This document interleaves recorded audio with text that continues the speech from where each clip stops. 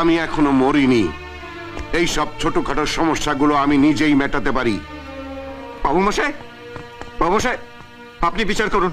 ছোট মেম সাহেবের গয়না চুরি হয়ে গেছে, আর ওরা আমাকে সন্দেহ করছে, ভাবছে আমি গয়না বিক্রি করে দিয়েছি।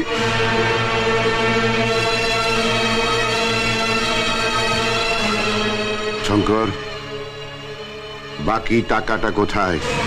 বাবু মশাই, কি বললেন? আমি জিজ্ঞেস করছি, বাকি টাকাটা কোথায়? মশাই, এ কথা আপনি জিজ্ঞেস করলেন? আপনার শঙ্করকে? দেখ, মানুষ মাত্রই ভুল করে।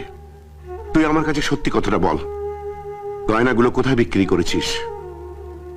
আমি তোকে কিচ্ছু বলবো না। বলার আর কি আছে বাবু মশাই? একটা ছোট্ট কথা আপনি অনেক কিছু বলে দিয়েছেন। কথা বাড়াস রে শঙ্কর।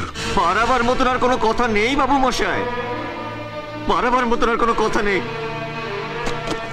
পুলিশকে ফোন করে ডাকুন, পুলিশ যখন আপনি ধরে নিয়ে গিয়ে থানায় কুকুরের মতন মারবে, তখন আমি বলবো যে ওই গয়নাগুলো আমি কোথায় বিক্রি করেছি, কোথায় আমি বিক্রি করেছি বাবু মশাই। খবরদার, খবরদার, তুই আমাকে আর বাবু মশাই বলবি না।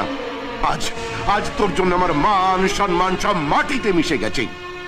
আমি কি করিনি তোর জন্য, কি করিনি আমি তোর জন্য, আর তার এই দাম তুই দিলি?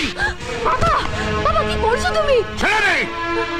একটা চোরের জন্য আমার প্রাণে কোনো দয়া নেই, মায়া নেই, কিচ্ছু নেই। আরে, আমার চোখের সামনে আমার ফ্যাক্টরিটা যেদিন জ্বলে পুড়ে ছাই হয়ে গেল, আমি সর্বশান্ত হয়ে গেলাম। সেদিন আমি এত দুঃখ পাইনি যে দুঃখ আজ আমি পেয়েছি। বাবু মশাই, ছোটবেলা আমার বাবা মা মারা যাওয়ার পর আমারও এতটা দুঃখ হয়নি যতটা দুঃখ আজ হয়েছে আপনি আমায় চোর বলার পর। আপনি আমায় চোর ভাবলেন কি করে বাবু মশাই? আপনি আমায় চোর ভাবলেন কি করে? আর সাফাই গাওয়ার কোনো প্রয়োজন নেই। চলে যা এখান থেকে, চলে যা আমার চোখের সামনে থেকে, বেরিয়ে যা আমার বাড়ির থেকে, বেরিয়ে যা। বাবা, শুধু বাড়ি কেন,